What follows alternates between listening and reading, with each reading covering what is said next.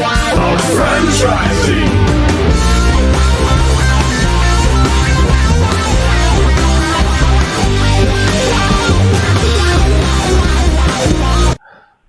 We at the Pillars of Franchising team would like to express our gratitude to FeedSpot for listing us as number one in their 2023 list of top 50 franchising podcasts that you should listen to.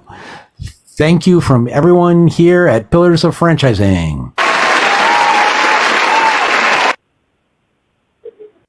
Good afternoon and welcome to another episode of Pillars of Franchising. My name is Kristin Selmeczy and we are glad to be back after a crazy month of June, being traveling on the road, vacations, etc., etc. We hope you all had a nice and safe, happy 4th of July. We've got a great show for you today. As you'll see on your screen, we will be chatting with the CEO of Dirty Dough, Bennett Maxwell. And with me today as co-host is Jerry Akers. Hey, Jerry. Kristin, how are you today? I'm great. Hi, Bennett. Thank you for joining us. Excited to be here.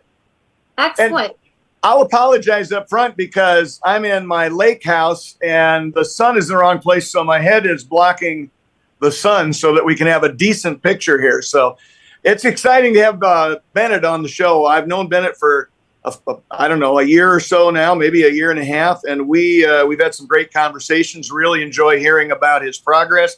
He's an innovative, hard-charging, entrepreneurial young man, and I think our listeners and the people watching will have a great time hearing his story, Kristin. Excellent. Bennett, can you tell us a little bit about how you got started in the cookie business? Yeah, kind of stumbled into it. I have a background of door-to-door sales. Ouch. So, a little bit of a different category. But being in Utah, there's a lot of cookie companies out of here. There's a company called Chip. Started these large gourmet cookies. Then a year later, Crumble came along and they started blowing up. So I had a buddy that started Dirty Dough in Arizona out of his apartment. And this was in November of 18. He posted on Facebook saying, I'm looking for an investor to open up, go from his apartment to a storefront. So I invested and then was encouraging him to franchise it. I wanted to be his first franchisee. I was living in San Diego at the time. And anyways, Crumble's killing it. I think that started over $3 million. And I'm like, ooh, this is a great market. Let's franchise. And he said, nope, cookies, too much work. Don't want to do this anymore. I'm looking to sell the business. So I thought, what the hell? I'm going to roll the dice and go for it. So that was in January of 2021, so about 2.5 years ago.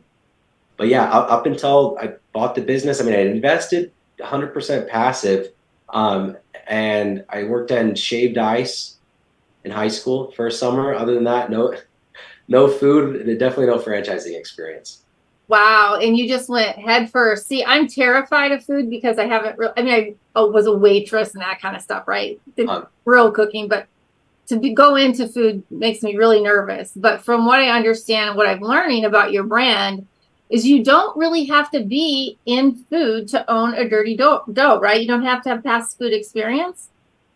Correct. And that was the whole model, because the Crumble model was, or is, owner operated, So, hey, move out of the state, go find a location, buy your own job. And so when I purchased Dirty Dough, the goal was, hey, if I can run it, and I'm in San Diego running a solar company, and if I can buy this cookie company in Tempe, Arizona, and run it without any food or franchising experience, then that's a pretty good model, right? There's a lot of other people that know how to run a business, but don't know how to make cookies, don't want to learn how to make cookies, and don't want to move to a different state. So how do you simplify everything? And that's what we've been working on, for the last, since 2.5 years. I think we have a very simple, maybe even the most simplistic food franchise model that exists today.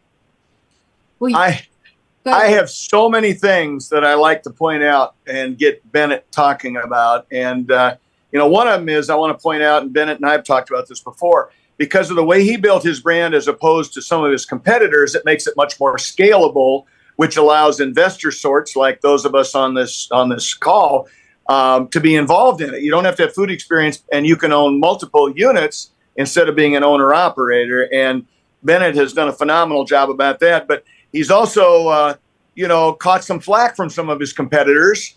And, instead of, letting it get him down or something like that, he actually turned it into a hilarious advertising campaign. And I don't know if you've got any comments you want to make about that whole process, Bennett, but that was one of the first things that got me excited about your brand, to be honest with you. Yeah, I mean, how dare you put your cookies in a box? Yeah, it was silly. It was a very silly lawsuit. We were being sued by Crumble before we even had a franchise open. So we had one little corporate store, 0 franchises open, and Crumble's a billion-dollar company and suing us and calling out sprinkles, vanilla. I mean, they had side-by-side pictures of vanilla ice cream. It's like, I apologize that our vanilla white ice cream is white. I'm sorry. I don't know. Yeah, right. It was a very silly lawsuit, so my reaction was a little silly, and we took it to social media. There was a news article that said Crumble suing, Dirty Dough. So I took a screenshot, posted it, and said, I forgot what I said, but it was, watch out, Granny. If you use sprinkles, Crumble's coming for you, because they actually have sprinkles in the lawsuit. And I was serious because, if they're going to sue me for using sprinkles, why not sue Grandma? But also, it's a joke, right? Because they shouldn't have sued us. That's a joke. They shouldn't sue grandmas either. So we posted on that, and then we kind of started some billboard wars. We had posted some billboards. Crumble's been around, several years before us, and they never put up a billboard here in Utah, because we're both now in Utah. I moved back from San Diego, and so we put up a few billboards. Dirty Dough coming soon. This was in May of last year. And that's the month that Crumble sues us. In June of last year, Crumble puts legit dozens of billboards on the same corridor, the same one main freeway in Utah. And then in July, nothing happened with the lawsuit other than whatever, they're suing us. Then when the news picked it up, then I'm like, okay, that's when I made that first post. And I'm like, okay, we're gonna react to this lawsuit on billboards. So we did a handful of billboards that said, let your taste buds be the judge. Cookies so good, we're being sued. And it had an image of a cookie blurred out with the word censored on it. Our cookies don't crumble with competition. We don't file lawsuits. Awesome. We just make better cookies. Just stupid, silly, kind of taking some jabs at them. I'm like, come on, guys, this is a joke. And then we took it a step further and we did some videos surrounding the lawsuit. And the company that produced those for us we paid professional actors to make fun of Crumble. So that's awesome. I mean, I read an article when this first broke out about how beneficial actually this lawsuit was for you, because it brought your brand to the forefront of a lot of people who maybe never heard of Dirty Dough, and now they're like, hey, what is this Dirty Dough thing that it's threatening Crumble so badly that they have to sue them? I mean, that was exactly, a blessing. Yeah. That's exactly, and who knows the truth of why they sued us. But that's how the public perceived it. It's like, it was kind of like, there's these two cookie companies competing. We're not competing with Crumble. We got one store, and they had several hundred stores. Now they're at around 900 stores. We're at 28, so we're growing quick. But it was a one store versus $1 billion company, but they put us on their pedestal, right? On the same pedestal. And it's like, these companies are fighting. It's like, no, we're not on the same level.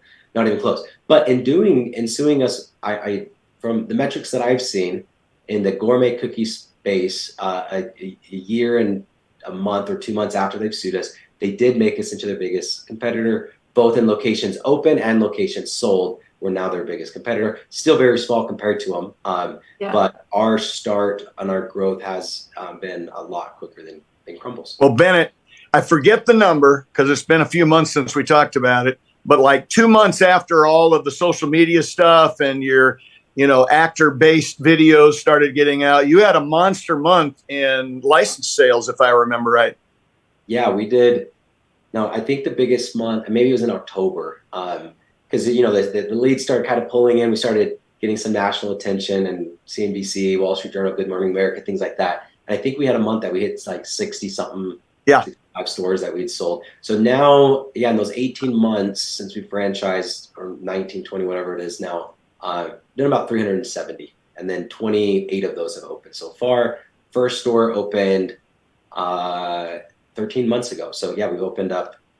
We've sold a lot, but opening up 28 stores in a year is harder than selling through. Oh my! Yeah.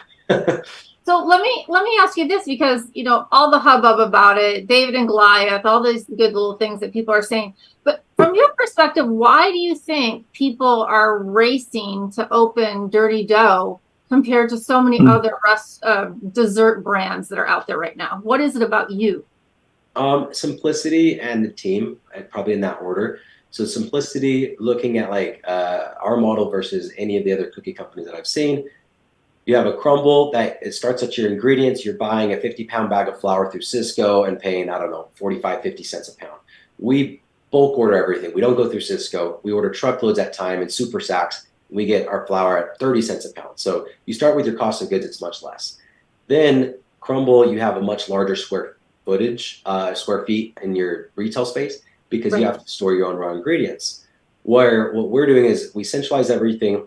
We mix a few thousand cookies per batch. We're a crumble or a chip or a crave, whatever, these other companies, they'll mix about 65 cookies a batch. So you get a lot higher quality control while reducing your labor. And then again, now it's the quality control's on corporate, it's not on the franchisee. Then rather than weighing everything by hand and portioning it by hand and decorating with a half-inch of frosting, we run it through a machine that gives us a much more unique product. So we have the world's only 3-layer cookie, peanut butter dough on the outside, chocolate dough in the middle with an injection of hot fudge. And then we can also do specialty cookies. Like right now we have the best protein cookie on the market. It's not healthy, but it does have 25 grams of protein and the best gluten-friendly product on the market as well. And you're just looking at like a crumble with 800-900 locations. You're not going to swab your store and you're not going to order all these ingredients. But because we have one facility where we mass produce everything and then ship it out to the franchisees, now we can. So you save on labor, you save on square feet, footage, you save on build-out costs, equipment costs. And now you don't have to mix dough. I've never mixed a batch of Dirty Dough cookies, and neither will any of our franchisees. It's just you get a cookie puck, put it in the oven, and press start. And that's, it's pretty simple. And then the second part of that is the team. Early on, we got some good advisors in the franchise space. One of them owns Property Management Inc., which is the largest property management franchise. Another one has been franchising. He was the former CEO of Jimmy John's. Now he owns a fund that owns 10 franchisor brands, food franchisor brands. Another group has owned about 15 franchisor brands, mainly in the service space. But that's 5-star franchising. This other guy was Greg Majewski.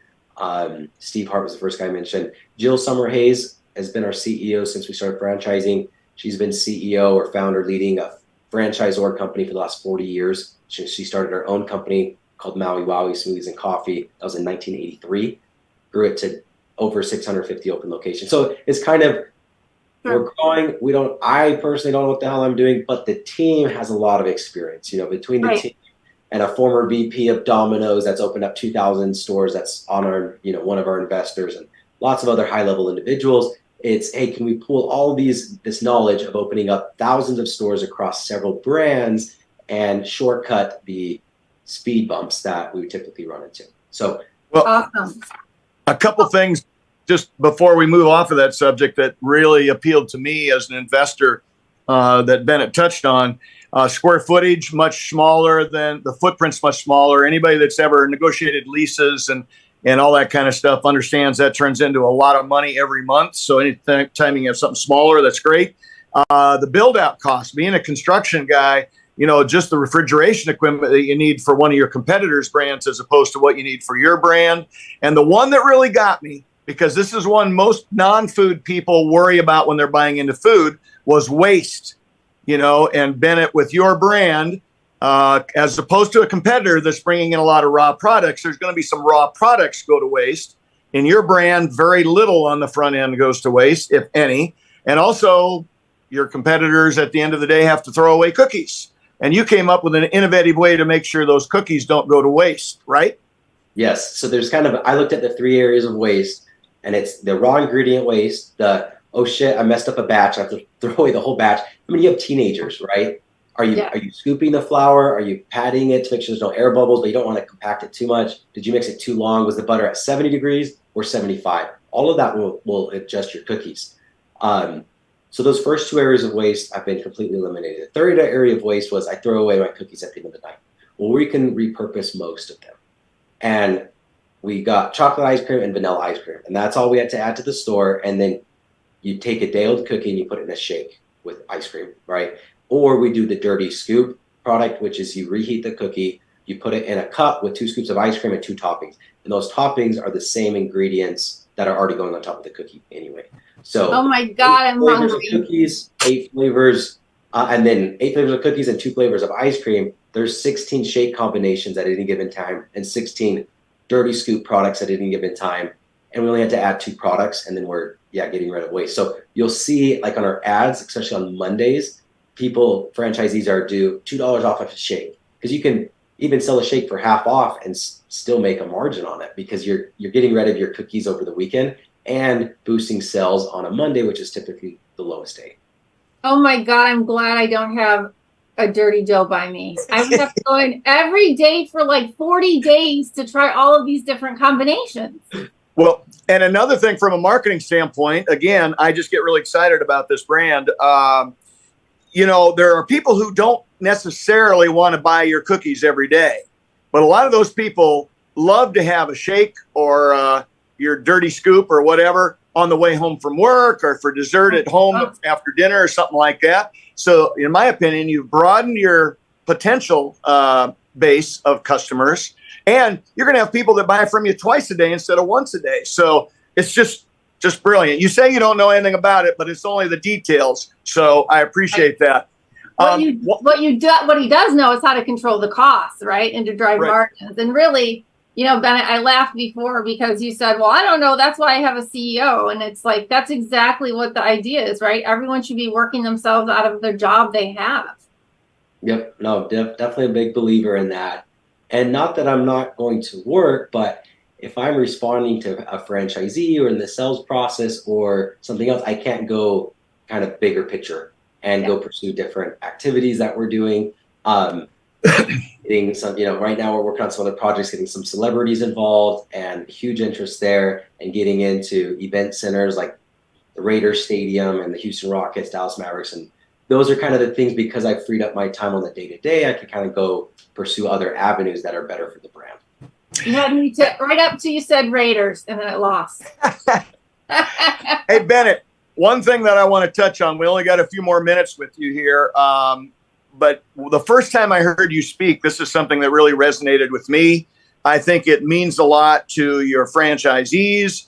I think it means a ton to the communities that you're in. Would you talk a little bit about your mental health initiative and how that's implemented and how franchisees are involved in the communities, kind of some of that background? Yeah. After exiting my solar business, I kind of took an inward look on and realized that all the hard work and putting time, relationships, family, health aside to one day have an exit and be happier was all baloney, right? Because you get a dopamine hit and that goes away. So I kind of took a step back and developed my personal mission statement, which is now Dirty Dough's mission statement. And it's all about finding joy and fulfillment despite life's dirtiness for myself and others, right? So, and the despite life's dirtiness is, don't wait to sell your solar company. It has to be had on a daily or weekly basis. You can't wait to have a big exit. So if you want to have joy and fulfillment more often, where does that come from? And it comes from, it's a mindset or a mental health, right? So I really wanted to push that. And then we connected to the product by focusing on the inside of the cookie. Looking at the mental health crisis and the anxiety and the depression, the sadness, it's mostly attributed to expectations versus reality equals your state of being, right? So if your expectations are, oh, I should be traveling because social media, all my friends are traveling, and I only see the good and not the bad. My expectation of my life is only good and not bad. But my reality is I have a low normal life. So that expectation gap is what's causing a lot of anxiety and depression and all that. So how do you bridge that gap? By being more authentic and showing, hey, here's a cookie that has all the goodness packed on the inside. It's not decorated all pretty and perfect, but it doesn't matter because it tastes freaking amazing. So then we developed the tagline, what's on the inside matters most. And before you enter in any of our stores, on the window it says, in touch with our feelings, right? Cookie feelings. And then like on the back of this shirt, life is sweet. And that's the foundation. So one is kind of the messaging. That's the first thing. On life gets messy and that's okay. That's on one of our boxes, right? All the boxes have something different. And then number 2 was let's actually create a nonprofit to put our money where our mouth is. And let's go to K through 12 schools, and we're converting old classrooms into mental health wellness centers, calmness rooms, mindfulness rooms, whatever the school decides to call it. But there's 2 purposes of these wellness rooms. So every time we open up a franchise, we then will contact that school district and let them know that there's a grant available, that they can apply. They tell us what school, which classroom, all of that things. Anyways, and then we fund this wellness center for them in the local community. And these wellness centers, kids can come in, and the first thing is identifying emotions. So they have a list of emotions: sad, happy, calm, anxious, depressed, whatever. And they are learning what emotions are, how to identify those, and then rating them on a scale from 1 to 10. Then they grab a timer, 10, 15 minutes, depending on the school. And then you're going to do different science-based activities on what could potentially help you regulate emotions, such as a guided meditation course, or a breathing exercise, or a coloring book, or a gratitude card, or whatever that is. So I'm coming into the room. I'm at an anxiety level 7. I choose guided meditation. I leave at an anxiety level 8 because I have ADHD, and guided meditation did not work for me. Next time I come in, I'm going to do a breathing exercise, and that's easier for me to focus on my breath, and I leave an anxiety level 7. Now I've learned how to identify an emotion, as well as what didn't work and what did work for me. So the goal is to open up one of those per franchise per year in the local community. So one is just the general messaging to everybody who comes into the store on, hey, it's okay if life isn't perfect right now, it's not supposed to be. And then 2, actually giving back and educating the youth of America. I think that's awesome, Bennett. Thank you so much. And we just love talking to franchisors who have set up a way for their franchisees to give back and really become a part of the community. I want to congratulate you because this week you guys have 2 new cookies coming out. The 7-layer bar is coming out. My mouth was watering as I'm reading your Instagram. And a raspberry cheesecake cookie. So if any of you are out there, you're near Dirty Dough, I suggest you get right in and taste these delicious cookies. Quickly, I just want to go through what it takes for somebody to become a franchisor. What are you talking for cash? What do they need to have to come up with? How long does it take them to get their money back? Yeah, so I'd say our average store is probably opening up for mid 200s. So franchise fee of $50,000, equipment of $50,000, average build out after tenant improvements are returned is around $110,000. This is based on, I think we have about 85 leases signed. So it's based on, a decent amount of stores. And then opening inventory, signage, permits, tech, all of that is kind of rounded up out that. As far as initial investment on this year, we didn't do an item 19 as far as time to get it back because we had 0 stores open for 12 months. And for me, I think I would rather talk to existing franchisees. So we do group validation calls every single week so people can see in real time and talk with franchisees. I look at an FDD, especially with the economy and the recession that we're headed into, we're already in maybe. Yeah. And I can see amazing numbers last year, but what are you guys doing today, right? And I think that's just a better way to do it anyway, is talk with existing franchisees, and we have weekly calls with multiple. They can pick who they want to talk to or talk with multiple of them to get that, and that's going to be more updated information on top line revenue, and it's coming from a franchisee, not from us. Very good. And I thank you for that. And just to correct myself, I said, what does it take to be a franchisor? Of course, I meant a franchisee, because a franchisor is a lot more than just that.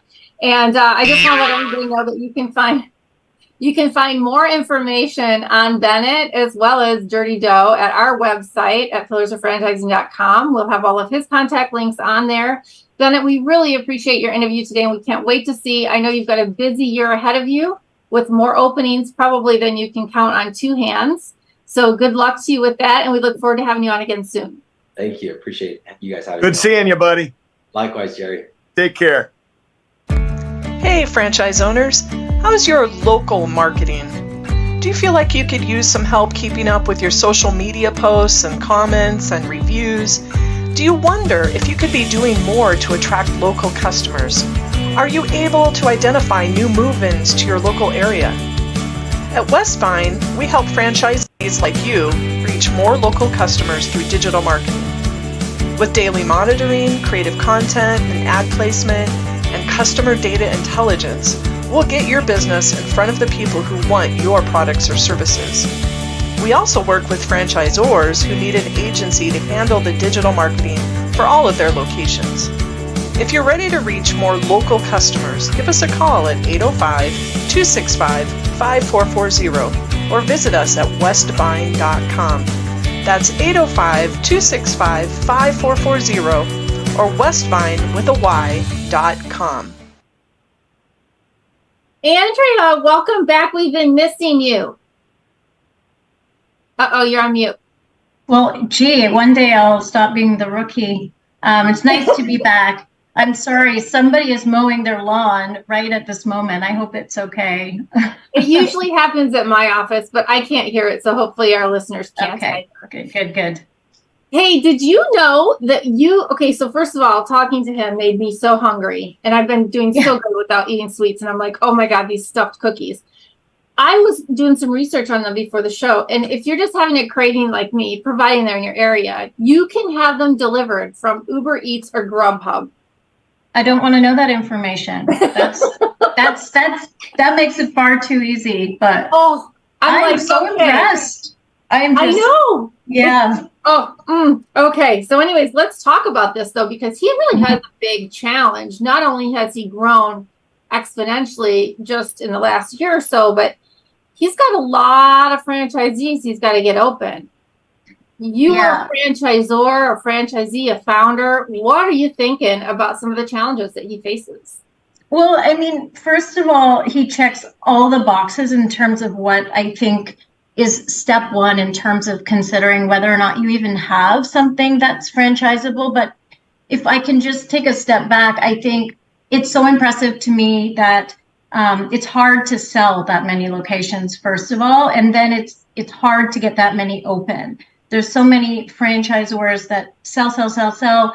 Getting them open is a whole nother thing. And to do 28 in a year in your first couple of years of business to begin with is just incredible. And so, what I heard that I think is really worthy of mentioning is when businesses are thinking about becoming a franchise or they want to grow using that strategy, they really have to understand whether or not they have something to franchise to begin with.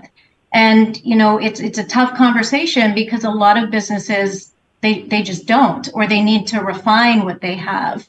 And I think, they really check so many of those boxes. So maybe we can kind of get into a little bit of that today, if that's okay. Yeah, I would love to, because, as I said, I've been doing some research, and I actually started researching him months ago for a candidate that I had.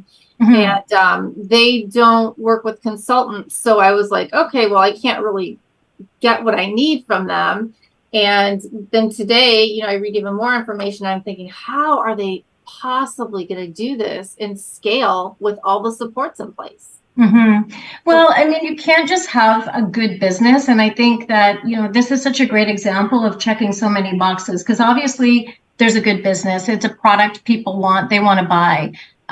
You can't just have a good idea, or, sometimes you see companies that have good branding, and good branding can attract a lot of people. But if you don't have something that's truly franchisable, what happens is that you've got candidates that go all the way through your process and they get to the end and they think to themselves, there's really no barriers to entry here. I could do this on my own without paying that $50,000 franchise fee, without the royalty, without the brand fund. And so if you don't have something that is really distinct, that someone can't go and do on their own, and they certainly do in his case. I mean, they've got the product, they've got a proprietary way of making the product that eliminates a lot of the pain points that happen from an operational standpoint. They've got something that's replicable and that is seemingly attractive to so many different markets. And I think a lot of the time we fall in love with our business because it works where we live, or it works in our sort of network of people that we spend time with. But a lot of products don't make sense in other communities. I think cookies are pretty universal. And so he's done an amazing job at finding a way to make a universal product that is something that everyone loves and making it distinct. There's the 3-layer element to it, but that's just from a consumer standpoint. He's also done something for a franchisee to be attracted to: the waste elimination, the systems that don't require, as Jerry mentioned, all of the refrigeration and all of the, systems that are required to run that and that drive up the build out cost. So I think that, it checks those boxes in terms of working in multiple markets. I think really winning concepts have a little bit of pivotability. And I heard him say that, they've solved some issues around waste with making and promoting products on certain days of the week. Milkshakes are probably really attractive in certain markets more so than others, where maybe warm cookies might be more attractive. And so that ability to kind of pivot within the product line is really valuable. And I think that, I'd love to have one up here in Canada. But I think, the other really sort of key element of a winning franchise concept is having a product that you can sell to your franchisees. You can control that distribution. You're not totally reliant on a supplier to provide product to the franchisees, and you're sort of stuck if there's a supply chain issue. Just having that ability to control that to some extent and control the quality is really, really valuable, but it also strengthens the financial position of the franchisor.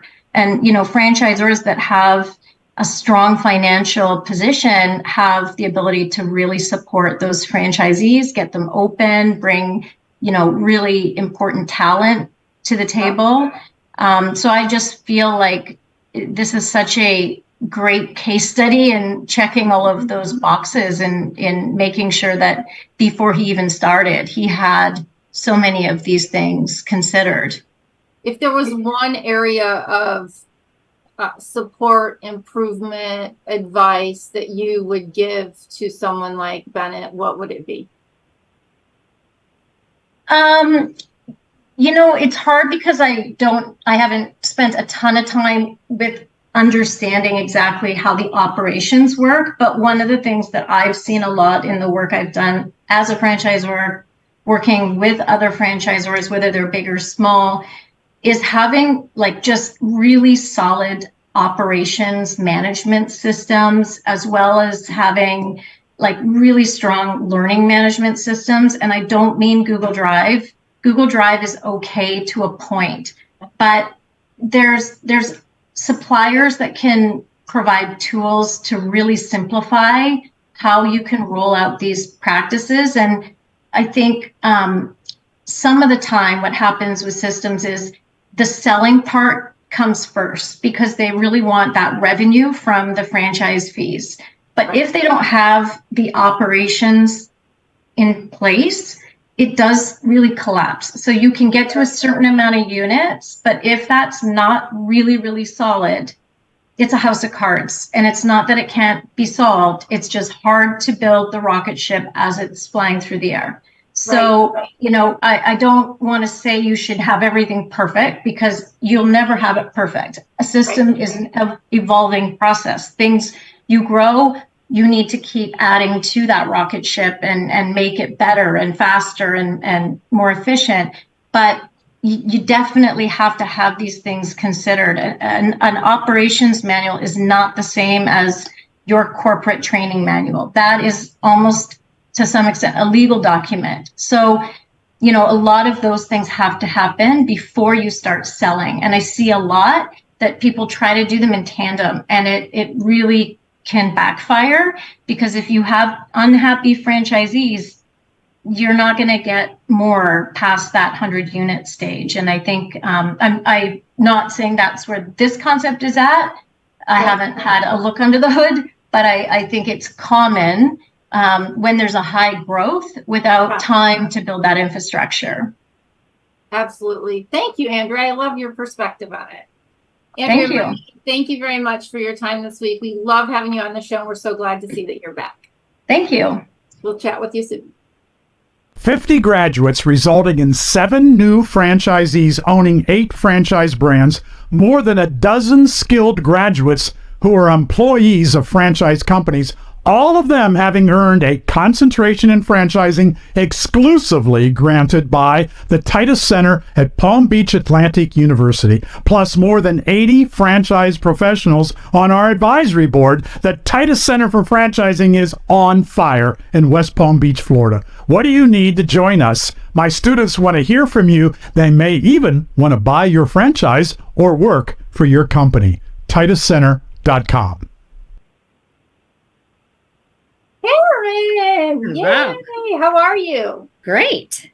Happy Welcome back. July. Thank you. It's been a while. It has. Oh my gosh, taking a month of just running the pre-records that we did while they were fresh shows for everyone. It's really hard to come back after that time and kind of get your head back in the game. Exactly. But it's fun too. It's exhilarating. It's one of the best parts of my week. Yeah. Well, so now here we have this great interview with Dirty Dough Cookies. And, we had talked about them on the show on one of our Word on the Street segments when we were talking about this lawsuit and kind of laughing about the cookie box and things. But now we got a bigger, deeper look at the brand and what they're trying to accomplish. And from a standpoint of leadership and training, what are some of the things that you're thinking as we reviewed Dirty Dough today? Well, it's interesting because, I loved it that, we're taking a look holistically. Andrea was talking about the product, the process, the systems, all that's so important. And then as we take a look at the people side, because me, I'm all about that people side. And you can even have all that in play, all the product, the systems and everything in place. But if we don't attract the right people, especially with high growth markets, emerging brands, it's making sure that they've got the right people, not only the franchisee side, but also the franchisees making sure they hire the right people. Because at the end of the day, if you don't have that in place, you're not going to experience the growth that you want. Right. And so what are some tips that when you look at emerging brands who have these amazing growth, I don't want to call them episodes, but these growth patterns, and clearly Dirty Dough is not slowing down anytime soon. Right. So what are some of the key positions or elements that you would look at and advise them on? Well, when I take a look at hiring the right people to come along, I always look at attributes, making sure when you've got the right people. There are really kind of 4 key things that I always recommend to, whether it's franchisees, small businesses, to make sure you've got into place, or even franchisors, making sure when they're having, when they're vetting franchisees to look for. So the first one is, I call it strong self-management, and making sure that the self-management piece, I have that initiative. I've got that desire. I want to make sure that I can do this on my own. I don't need a lot of guidance, because if you think about it, emerging brands, you're not going to get a lot of that guidance sometimes. So that I have that, and I've got that desire to make sure that I'm accountable. I'm going to hold others accountable. I'm not scared of the high growth goals, and I'm just going to go for it. I would think that it is probably easy, potentially, for someone to get overwhelmed when they walk into a company and these are the growth plans. I mean, when you say, okay, we have, 3 or 4 corporate locations, and we've got, 30 of them sold for the next, lot of businesses, and those need to be done in a year. And on the heels of that, we've got another 40 sold. I mean, that's a pretty daunting job for someone to do. It is. And that's why, and there are certain people, you can find this through interviews, through assessments. You can find there are certain people that are drawn to that. Yeah. It's in their DNA. And those are the ones that you want to make sure you're drawing to this, because they'll be the most successful. Yeah. I think that's a really good point. Anything else that you would like to offer up as advice to our friends over at Dirty Dough? So,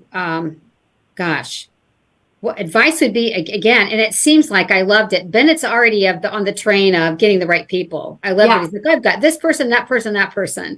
And I love that. So the advice would be making sure that he's done that on a franchisor level, just making sure that providing the guidance for the franchisees to make sure that first they're getting the right type of franchisee, and then working with them to make sure they're attracting the right people. Because as we've talked about before, people are the brand. They're the ones that are representing the brand at the end of the day. When people walk into the stores, that's what really counts. Yeah. The one thing that I had thought about, and, I understand as an emerging brand and really as any business owner, it's difficult to get ahead, so to speak, in say you're hiring or you're planning. And we certainly had to do that in my business as well. But knowing that all of this is coming up, I would think they're always hiring and they're looking ahead, not to what I need today for these, 30 stores, but what am I going to need next year for another 40 on top of that? And all of a sudden I've got 70 stores, and the year after that I'm at 150. And so you have to kind of plan, how soon do you bring on your corporate training teams to help support those, not only existing 30 or 40 businesses, but the next 30 or 40 and the next 150, right? Because you don't want to wait where your franchisees are learning the process, the system, the culture at the same time the corporate, employees are. So I think that's it's a double-edged sword, because you don't always have the money to do it. But if you don't do it, it's going to cost you in the end, because you're going to have dissatisfaction, right? Exactly. And I found that I have a friend who bought into an emerging brand, and they did not spend the money, resources into training. And then what happened is that he kept looking for the wrong people. He wasn't as trained properly.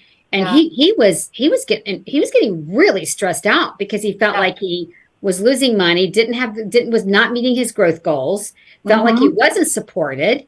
And so then once you start going down that, I call it like the negativity train, right? Where you start thinking negatively about the franchisor, it's hard to get that back. And then all of a sudden it starts this negative culture with the other franchisees. So to me, I find it to be a critical part early on.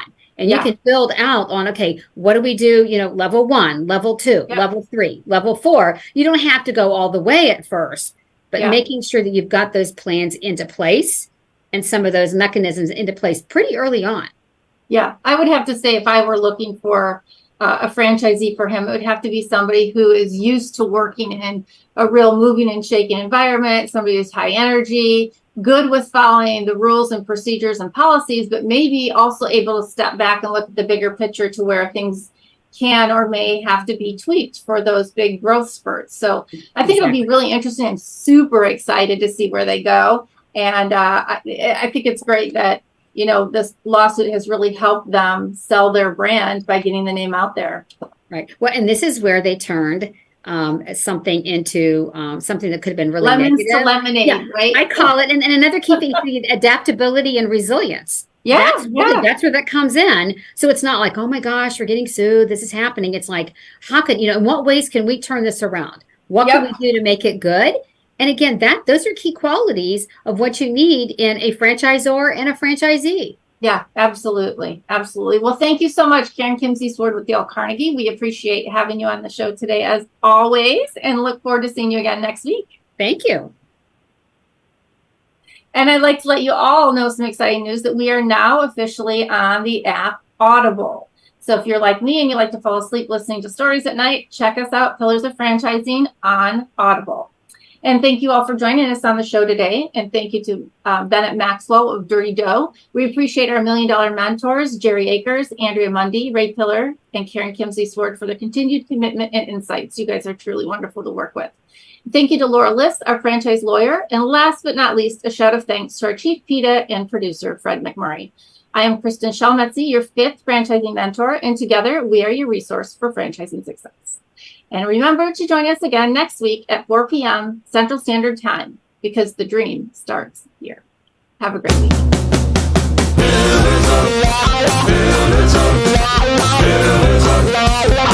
Franchising.